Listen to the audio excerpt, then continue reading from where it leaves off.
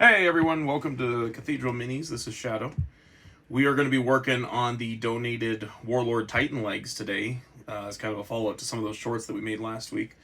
The footage for this has been done for about a week, but as we get into it, you'll see that I'm not really great at editing and I'm learning, so there's going to be a curve. And what we're going to do is I'm going to try and talk for this whole 29 minutes, but I don't know. We'll see. It's going to be new. Let's find out together. So here we go. This is cold. This is my first read. I'm just going to do a voice overlay because I didn't think I could talk for 12 and a half hours while I worked on this guy. I'm going to cut out safely. If you notice, I use a claw method. It's similar to the culinary claw method. And I'm going to cut out this foam to use as kind of void or space fillers for trench line. The trench line is going to wrap around the front of the base. I understand that trench lines usually don't conform to the perfectly round base that a Titan is sitting on. But for the purposes of this video, I think it'll be good enough and we'll go that way. I'm going to take some time here to kind of put some figures down. I'm getting scale. I'm using newer guardsmen, not the older ones because they're too short. But I use newer guardsmen to get the scale correct for modern GW miniatures. And the idea for this piece is going to be to have a trench line in front with the Titan walking up behind to provide fire support to a larger target in the distance. And down below in the trenches, guardsmen are savagely fighting with some orc boys over the trench line. There's a whole bunch of cool stuff we got planned for the base in general. I'm going to put at some place, and I'm open to suggestions, let me know in the comments, we're going to put a hard point facing away from the Titan, as the trench line faces out in front of him. But we're going to put a hard point with a heavy bolter in it, it's kind of a defensive position. And we're going to look kind of to see what we can come up with there. I don't know what this was on the base. I'm pretty sure it was Durham's, the same stuff I use. I'm just going to stick with that because it was a bear to get off of. You're going to watch me fight with this for a few minutes. And honestly, Durham's is great. I would never apply it straight to a surface like this. You can't build up with it, but you can definitely build over with it, if that makes sense. You can use it as a good covering or a good ground foundation. And so I'm going to have to clean all this off. I'll scrape off most of this, at least to the point where I can get some foam glued down to fill up those gaps. Off camera, the previous owner had these trophy bases set on top of this perfectly round base, and the edges of those trophy bases were hanging off. And the original plan for the previous owner was to just leave those hanging off the edges. And I was like, there's no model. In my mind, there's no Warhammer model that's not on a round or an oval base, right? I can't have all kinds of wonky stuff sticking out the edges. So off camera, I took the bandsaw and I zipped those down and then sanded them down so that the bases are round. And at the end of this video, you're going to see that there is some not so clean areas on the model. And that's because I'm combating a few things. This pre-built Titan has screws running through the hip joints and up into the legs, which makes it extremely sturdy and durable. At the same time, it makes it impossible to take apart. You'd have to look at it to understand, but if you try to take this thing apart, it's going to crumble, and I'm not sure that I want to or could repair it. So where I would normally do all of the painting for a project like this in sub-assembly, piece by piece, unfortunately this time I got to start with the legs already on the base. Kind of had to work around it, come up with an idea, as this was a second-hand model. And so as we get ready to donate this to a small shop here in town, we were, the whole idea was we don't have room for another Titan, but at the same time, I thought maybe somebody could use it as a display piece, and since we have a shop that has no display pieces, like absolutely zero, we were like, well, there you go. There's a good place to send it. That's a home for it. So that kind of segues into what I wanted to talk about next, which was, holy cow, this was probably the silliest thing I could have done. As I build up this trench line and my pseudo time lapse that I kind of created there, this was the silliest thing I could have done, was to pick a Titan as my first project for a channel. I'm not sure what I was thinking.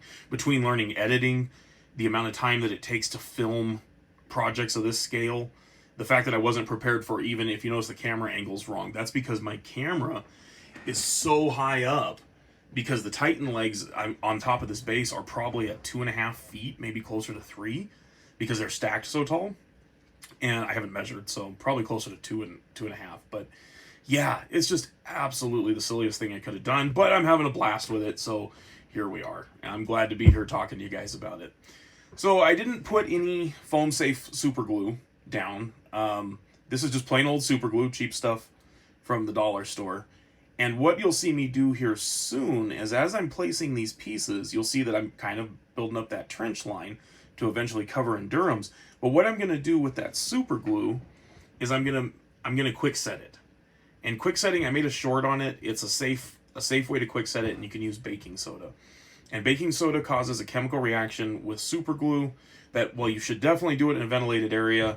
It's pretty safe, and it creates a bond that's almost 4 times stronger than normal super glue. And that's, to me, that's pretty valuable, especially when you're working on a terrain piece that I just wanted to quick set this stuff and get moving on. Sorry for the cough there.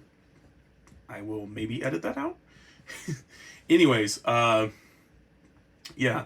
So here I'm just trying to get the pieces to fit. I really don't care that if they look pretty or not, because again, this is just to kind of fill in a void. This is all just outline, if that makes sense. A lower layer that nobody's going to see after I slather Durham's Rock Hard all over it. And yeah, that's pretty cool. I'm pretty happy. And there's that baking soda I was talking about. And all that'll do is all the super glue that's down in there, that powder will mix with it, and it'll just kind of create that bond that I was talking about. So I'll go up and down the trench lines. I'll make sure I get all of it. And then, yeah, that's pretty much it. We'll move on to the next segment here in a second, as soon as I apparently put the lid on the baking soda there, and I make sure everything's set right. So going into our next section here, I'm looking at and seeing this again with you guys cold. I'm kind of watching along to be able to guide you through what I'm doing. I don't know if that's what you want to see, and if you guys want to see something different or something better, just let me know in the comments. I'm learning this. We're 9-10 days into this whole YouTube thing, and I'm open to any suggestions. I have very little social media experience, and so whatever you guys want to see, I'm here to make quality content for you, and that's about it. So here in a minute I'll start talking about what the plans are for the channel, but as we go into this next section, you'll see that I'm using the bottom half of a water jug. I totally believe in recycling, especially stuff like jugs. If you can use them as a quick mixing container and get another use out of them before they go in the recycle bin or the trash bin, absolutely. There's no point in not. Unfortunately, I didn't recycle this because I'm using it for, Durham's. It's going to be caked in rock hard water putty. And I assume they would not like to get that at the recycle plant. But yeah, if you can get multiple uses out of some of this stuff, and honestly, I'm not sure. I'm not a scientist, but I would think that cutting this jug in half would make things safer for critters in the long run, because anything that crawls in there will easily be able to get out instead of having to try and figure out their way out of a 1 gallon jug with just a small opening at the top. So yeah, I'm going to mix up the Durham's. I'm going to use some loose, I use this stuff. I love to use this stuff for basing material. I'm sorry, I don't know what it's called. I find it at the hardware store, and it's just a loose shale. I buy it in 10-pound bags for about $5, and it makes great basing material. And in this case, I mix it into the Durham's to provide some texture and also a little bit stronger bond once it starts to mix. And then that shale will kind of, or I don't want to say shale, the gravel will kind of be up at the top and give it a little bit of a texture, more of a natural look, so it's not just straight smooth Durham's rock hard water putty on there. We're not sponsored by Durham's. Durham's is one of those things. I lived in a really small town of about 1,500 people when I was a kid, and we had a local hardware store, and that was the only thing I could get at the hardware store that kind of worked as a basing material, and I fell in love with it over the years, and I use it to this day. I'm sure there's better materials out there. I'm sure there's worse materials out there. It's just the one I prefer. It's cheap. It's $6 a can, and I probably go through 12 of those large cans a year doing basing, and I'm absolutely love it. So here in a second, I'm going to start slathering Durham's all over this model, but while I'm doing that, I wanted to talk to you guys about the direction this channel's heading. So Scott and I have done a lot of back and forth, and we both have lives and jobs and families that we have to tend to outside of this channel, and we kind of wanted to know, this last week we talked it over, and what does that look like for both of us moving forward? And getting on a schedule is absolutely going to be important for us. We're thinking right now skirmish Wednesdays. My wife is going to take over a lot of the skirmish games, so Necromunda, Mordheim,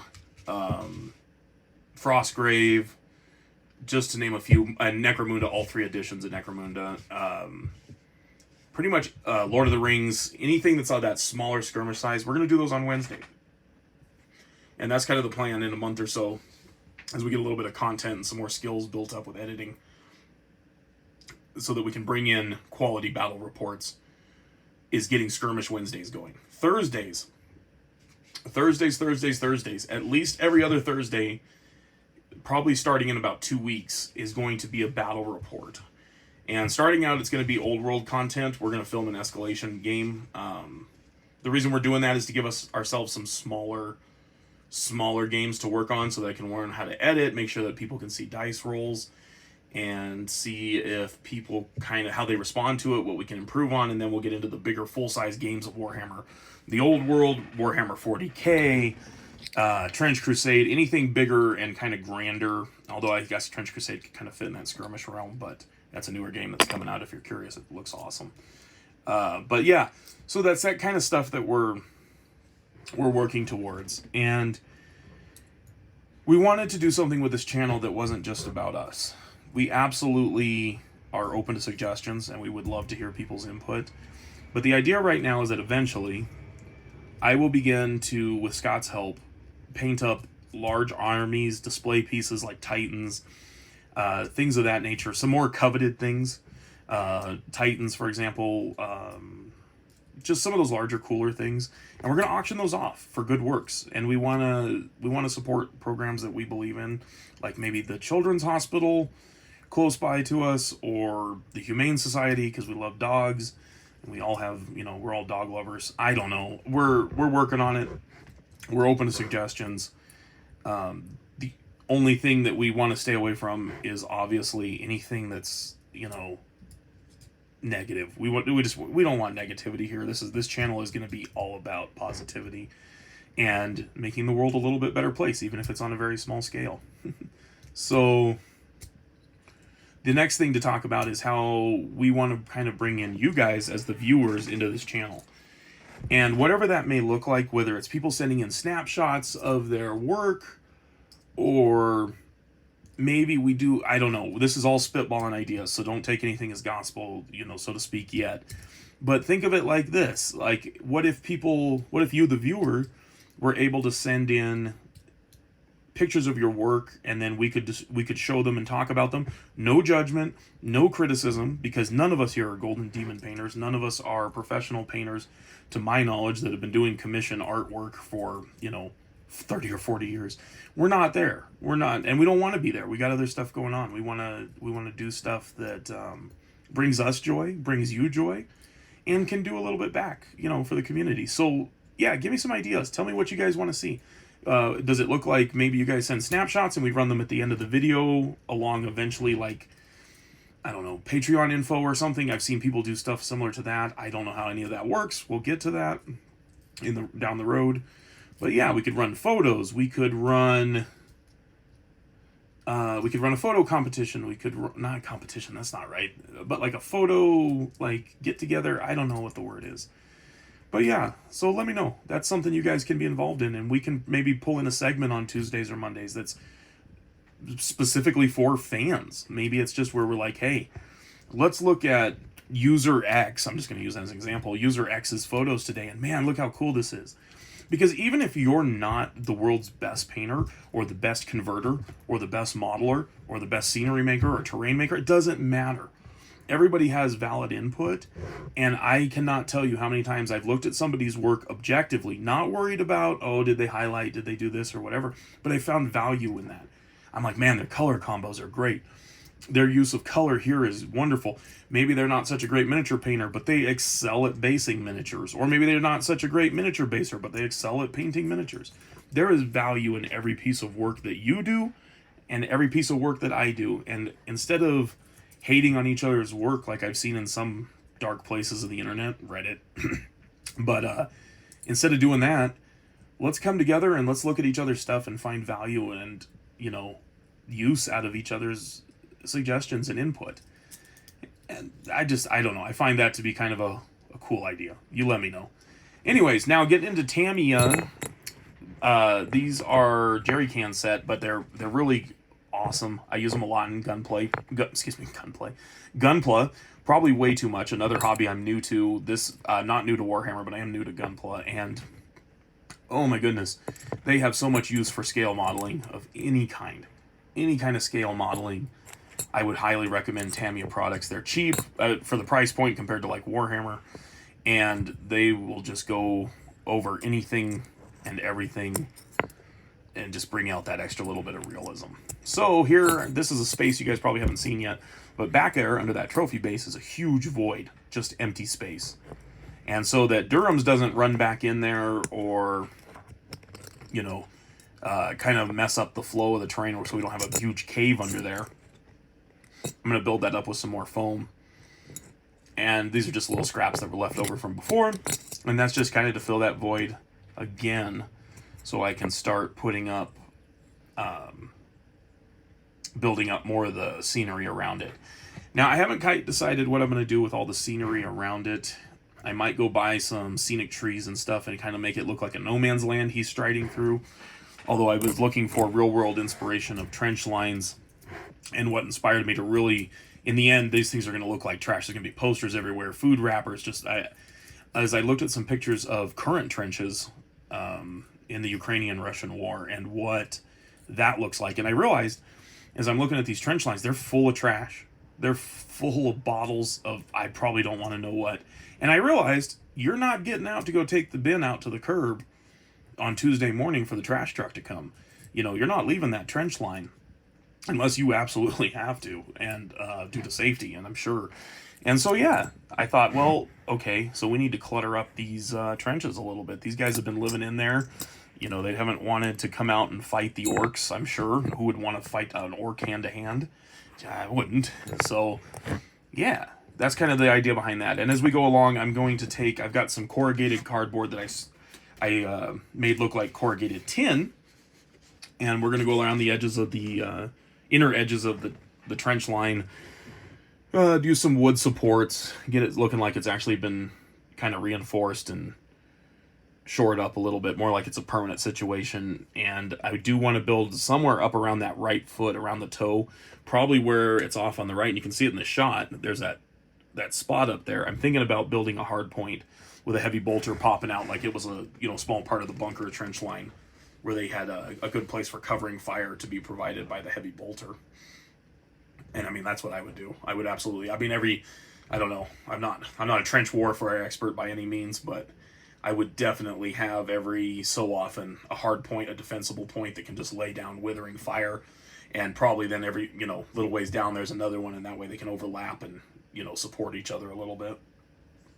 So, anyways, yeah, I'm trying to figure out where to put this barrel, and I end up kind of going right there in the mud. You can see me glue it down there in the left-hand corner, and I'm just going to leave it down there, and it'll get kind of slathered with Durhams and more terrain effects that go on after the Durhams. So that'll be another project for this next week. I'm hoping the next Titan update will be about 2 weeks out. This next week, I think Scott's coming in with some fantastic swamp effects and how to do swamps. And so if he gets that footage to me, I'll try and get that edited up, and that'll be probably next week's Friday Hobby Hang, which is what the name I'm going with right now is Friday Hobby Hang, but I don't know, open to changing everything. Everything's kind of in flux right now.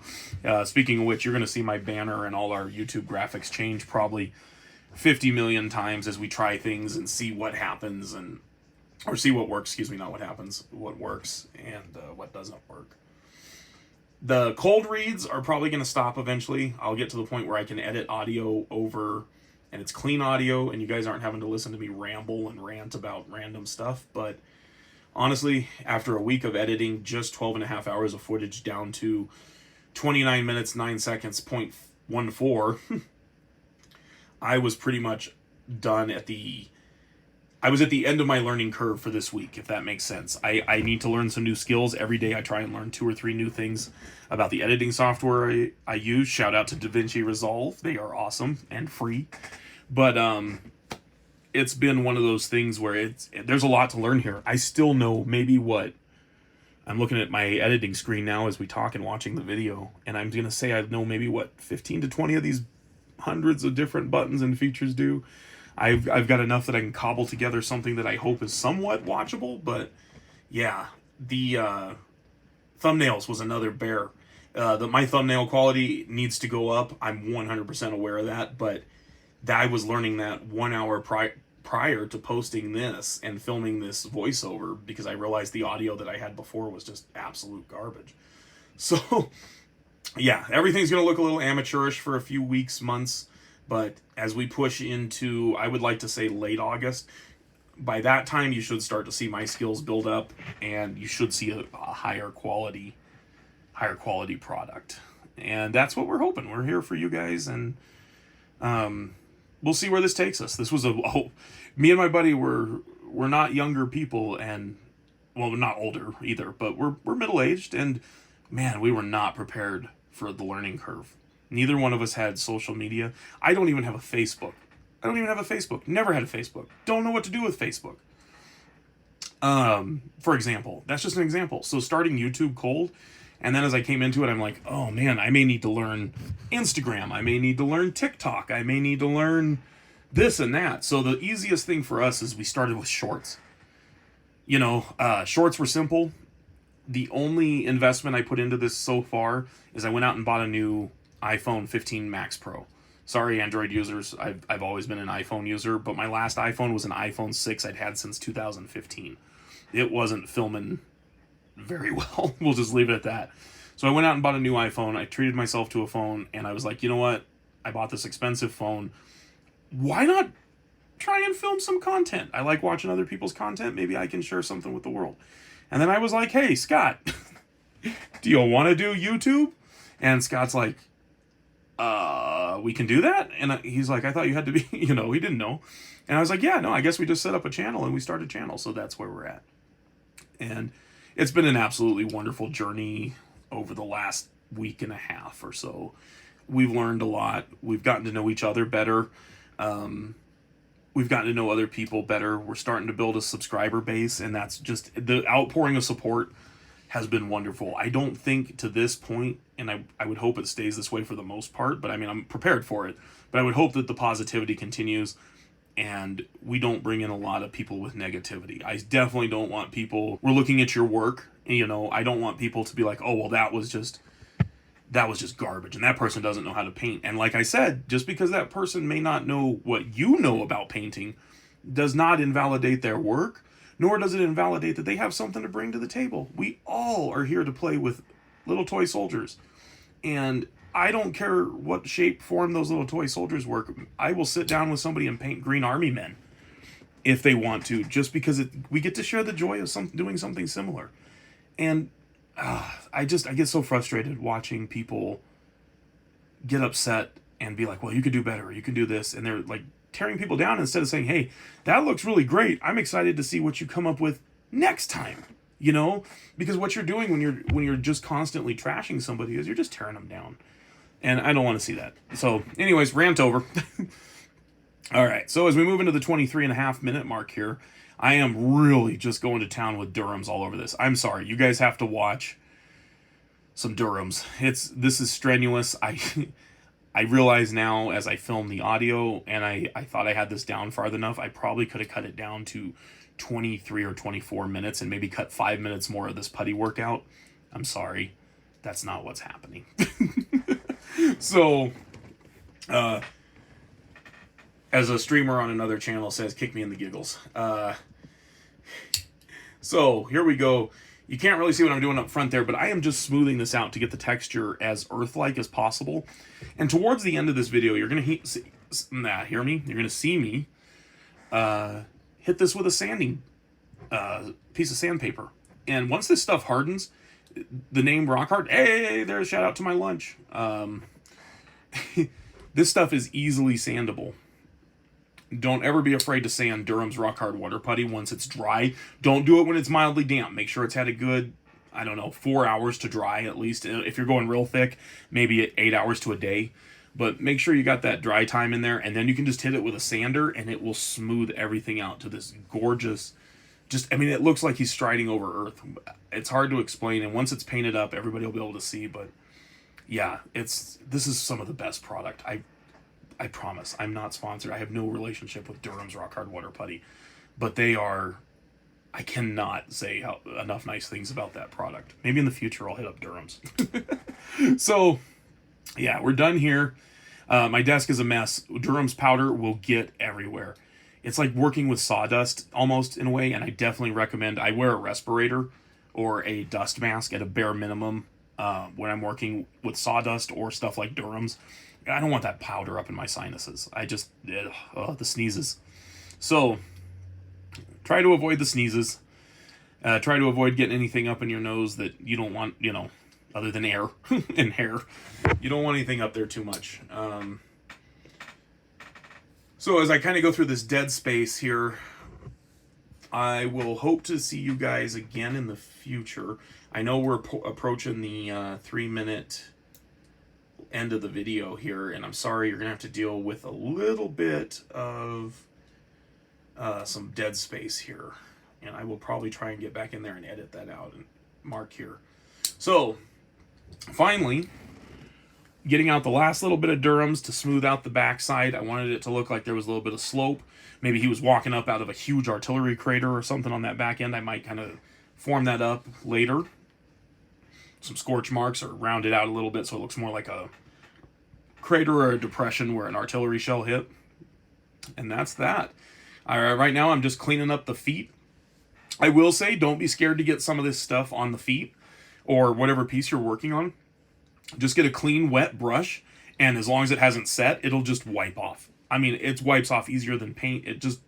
It'll flow off. Just get a wet brush, pull it off the model, you're done. It's not a danger to the models at all unless you let it set. And then even then, you can probably pop it off if you're careful. I just don't let it get to that point. It takes a few hours to set. There's no reason you can't go back with a damp brush and just clean it up a little bit. That's what I did. And honestly, I left a little bit down in between the toes because I'm sure as this guy strides through the mud, he's picking up some dirt. He's going to get weathered. I've got 3 Tamiya weathering packs ready to go just for this guy. That's rust and soot effects specifically.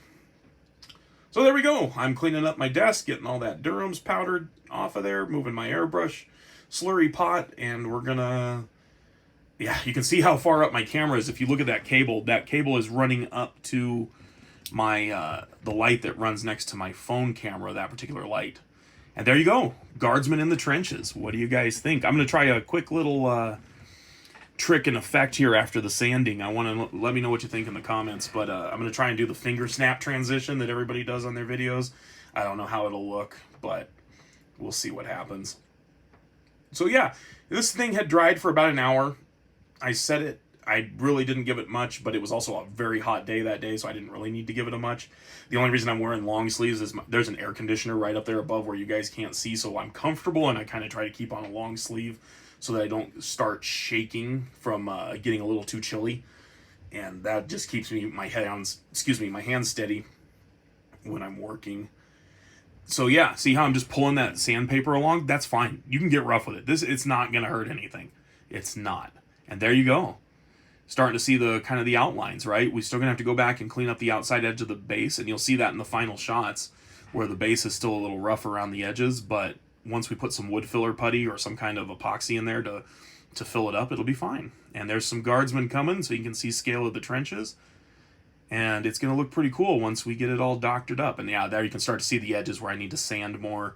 And then we're going to get those perfectly smooth. So, yep, there's my finger snap transition. And I hope you guys enjoyed this video. Thanks for being here. Follow us for more. If you find what we do valuable, feel free to subscribe. See you for the next one, guys. Have a good day.